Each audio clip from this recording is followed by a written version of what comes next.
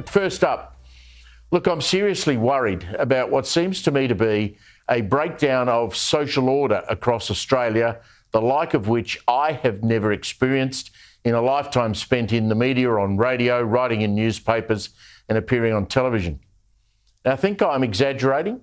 Well, let me give you a couple of examples from just this week to add to things like the explosion of anti-Semitism, youth crime numbers, gangland wars, bikie gangs infiltrating unions like the CFMEU, and the bashings that came with all of that. Now, these examples I'm about to give you might seem like, to many, small beer, but I am an advocate of the broken window theory, where if you don't punish things like graffiti crime and shoplifting, we open ourselves up to more serious offending. We basically give up. Now, as I've written in the Herald Sun in Melbourne tomorrow, just this week I witnessed two terrifying retail incidents that put the safety of young women, 3 of them, behind counters at real risk. First, a Bonds clothing outlet in inner Melbourne. It was just after 10 a.m. Tuesday morning, moments after the shop opened.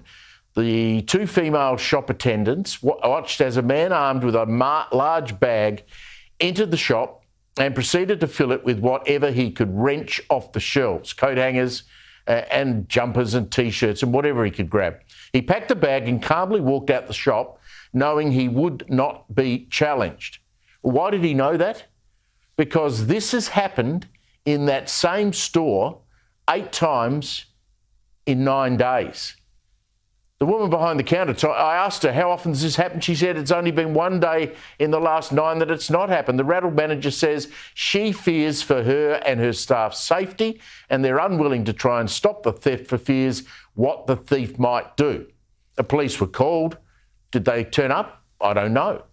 The local police station's about 200 metres up the road. Like New South Wales Police, the police in Victoria are in a pay dispute with the government. Hundreds of them today walked off the job in a show of strength. Now, police numbers are at record lows and the morale through the floor. They've written all sorts of stuff over their police vehicles. And we move on to the second incident. That was even closer to the local police station. This was Wednesday morning, a 7-Eleven shop. One staff member, a young girl, and I knew there was trouble because the doors to the 7-Eleven were locked at 7 a.m. She had to push a button to let me in. Now, important point. I didn't go looking for any of this crime. It's happening every day, everywhere in Australia. It's not isolated to Melbourne, not isolated to Sydney, not isolated to Alice Springs or Darwin or Brisbane. It's everywhere. Now, this time, a drug-addled, barefoot woman and her heavily tattooed mate got into this 7-Eleven about 15 minutes before I got there. They used a store rubbish bin to empty food items off the shelves into the bin to steal. Chillingly, and I couldn't believe I was told this, chillingly, the woman, barefoot, drug-addled, fronted the young girl at the counter and said, look, you can't do anything about this. That's the stealing. If you do, I'll come back with a knife. She then ran her finger across her throat. Yes, drug-addled and crazy, but would you take that risk? Would any of us? So what's happened to our country, the happy-go-lucky Australia we grew up in? Is it social media, maybe? The easy access to mind-altering drugs? The lack of police? Weak left politicians who urge magistrates not to put teenagers in jail? Or is it all of the above? Again today, as I stepped over homeless people sleeping in vacant shop fronts and beggars asking for cash, I thought, how did this happen to our Australia? Who turned a blind eye? And is there any will in any political party anywhere to make a serious effort to clean it up? Snow Angel, what do you think, huh? Look at this. Yeah. Look at this knee-deep snow. Here we go. Here we go. Oh, my goodness. I love it. Mike, that makes me so happy. Wow. I mean, just the depth of that snow was incredible. Yep. And, you know, Mike, There he is this morning. I'm telling you, that Snow Angel yesterday was amazing. But by this afternoon, you're going to be able to build yourself an igloo. Well, yeah, if we could get some help out here. We've got all the ingredients. except the snow is powdery and you can't pack it at all. Let me show you what we have on the ground right now. We're going to keep the yardstick in the snow and see how many inches we pick up between now and when we wrap at 1 p.m. Eastern today on Fox News and Fox Weather. There you go, right about 17 inches. Wow. Now, remember, it didn't snow as much here yesterday as it did down in Mayville. Mayville, when we left at 5:30 this morning, 30 inches on the ground. We got 9 more inches overnight. That was between 8 p.m. and 5 a.m. So that's 9 hours, 9. So we did another inch an hour all night long. Incredible. I kept looking out the window. It never shut down. Now, I want to show you a video. This is our drive from Mayville to Fredonia. And talk about white-knuckle driving through heavy snow. Winds were not incredibly strong, but there was wind blowing the snow from left to right. And look at the visibility there. The roads are in great shape. They were plowed down as low as they could go. There was a few spots where it had snowed another inch or so, but you can't keep up with the snowfall rate. There's so many county and state roads to keep open, but the roads were in really good shape. Again, these are the professionals up here in Western New York, but you get a sense of how we had to slow down. About 20 miles an hour. It took us about an hour to go 20 miles from there to here in Fredonia, where we're going to hang out today and give you the pictures. We moved up here because we think the band is going to be from here up and then moving into the south town, so the heaviest snow right here by the lakefront here in Fredonia and Dunkirk. Speaking of that, north of there, or east of there, as they say, on the interstate I-90, it's closed westbound from Hamburg, exit 57 to the Pennsylvania line. And by the way, no tractor trailers, no big rigs on the interstate from Rochester all the way to the Pennsylvania line. So either direction, big rigs, tractor trailers, forget about it. In fact, as I mentioned earlier, we ran into 3 of those on our road, the back way here, and they were trying to get around the closure, and they got stuck, so they may still be sitting there on that hill in the snow. So there you go, Michael and Kendall. It just keeps coming and coming with a lake effect. Not a surprise. This is well forecasted based on this Arctic air coming over these record warm lakes here in late November. Yeah, and Mike, I mean, like you mentioned, it's verifying pretty much as we expected it to. You were in Mayville yesterday, Fredonia today. What's the game plan look like for you and your crew as we head into tonight and into tomorrow? Well, tonight we're going to sleep. Catch up on our sleep. Good idea. As far as the location tomorrow morning, we're not sure yet. We're going to look at the high-res forecast with the radar and try to nail it down. We'll probably be somewhere in the south towns where they may be in the thick of it tomorrow morning. They're certainly going to get a lot of snow. Speaking of that, Orchard Park, where Highmark Stadium is, where the 49ers are coming to town to play the Bills tomorrow night, they're going to get dumped on today, tonight, and Sunday. Whether it's snowing or snowing hard at game time tomorrow night at 8 Eastern remains to be seen. But they're certainly going to have a lot of snow to shovel out of the stands tomorrow before the game tomorrow night. And, Mike, just want to check in with you on one thing. Obviously, it's windy outside, and I'm curious how those winds are playing for you this morning. We only have like 30 seconds or so left. It's not too bad. There's not a lot of blowing and drifting. If there was, you'd see it because we're in a wide open area here. There's a shopping center and mall, and so there's really nothing to really obstruct the wind. And if there's any kind of wind here, it's gonna pick up the snow, and you're gonna see it on camera. We've had a few wind gusts, but nothing excessive. That's the saving grace about this particular setup, both here and up in the Tug Hill Plateau, is there hasn't been consistent strong winds, and that has really helped the situation. Otherwise, we would have multiple feet drifts, considering we've already had 2.5 feet of snow in Mayville, and considering the consistency of the snow. You can see there's not, the wind is steady at about 10 to 15 miles an hour, but not a lot of blowing going on at this point. Well, that is great news, and we know that this is a long duration, very impactful event, so we'll be checking back in with you later on. Mike Seidel in Fredonia, New York. We appreciate it. Turkey's economy has entered a technical recession with a 0.2% contraction in GDP during the third quarter. This marks the second consecutive month of decline. This slowdown is attributed to high interest rates, which have dampened industrial production and investment in the $1.3 trillion economy. And despite this, Turkey posted a 2.1% annual growth in the third quarter. Though it fell short of economists' expectations, the country's growth rate has sharply dropped as compared to earlier this year. and the pre-pandemic average of over 5%. The central bank's tight monetary policy aimed at tackling inflation has played a significant role in this economic slowdown, with the key interest rate held at 50% for 8 consecutive months. Industrial output fell by 2.2% in the third quarter. On the positive side, household consumption rose by 3.1% year-on-year, driven by domestic demand. However, consumption has declined on a quarter-on-quarter basis for 2 consecutive quarters, signaling a potential slowdown in overall economic activity. Looking ahead, Turkey's central bank expects inflation to finish the year at 44% before easing to 21% by 2025. While consumption remains the primary driver of GDP growth, the ongoing economic challenges suggest growth will remain subdued in the near term.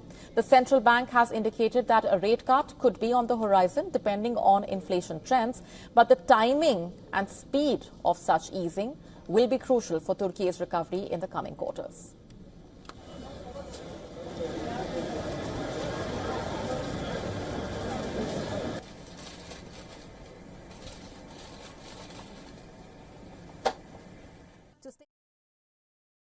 Bro, isso aqui, o que é isso aqui? Isso aqui, pessoal, o que é isso, pessoal? Pessoal, o que é isso aqui?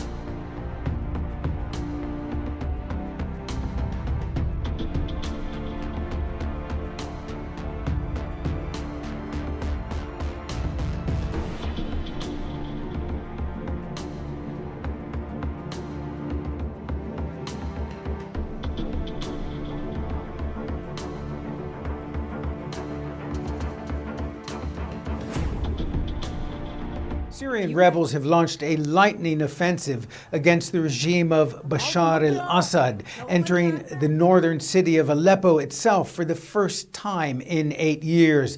This surprise onslaught has caught government forces completely off guard. The Syrian army issued a statement saying it's confronting a major attack and that it's reinforcing all locations along the various battlefronts, but residents say they've seen government forces retreating from some of Aleppo's western districts. The rebel forces include the once al-Qaeda affiliated faction known as Hayat Tahrir al-Sham, plus Turkish-backed remnants of the Free Syrian Army. The offensive comes at a time when Syria's three main backers, Russia, Iran, and Hezbollah, have plenty of trouble of their own. Hezbollah sent thousands of fighters to bolster the Assad regime during the civil war, but has pulled its forces out when the Gaza war began.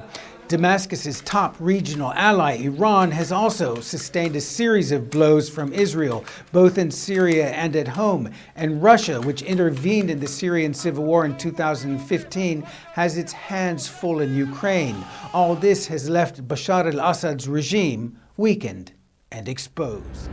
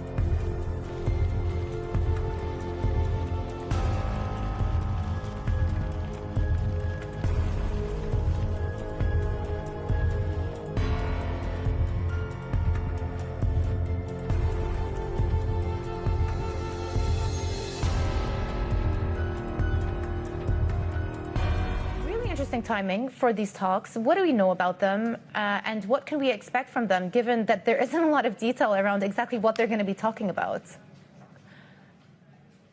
That's right, yeah. Iran meeting those 3 European countries today in Geneva.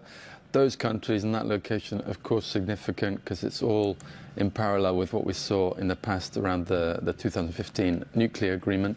We know that the US, China and Russia, who were of course part of that initial agreement, aren't around the table today. I think that tells us that it's not a day to expect anything definitive. Iran itself has called it a brainstorming session to see how things might be de-escalated. The trigger for that, of course, being last week's censure of Iran at the UN's nuclear watchdog, which increased the tension between the two. So I think a very preliminary discussion for today.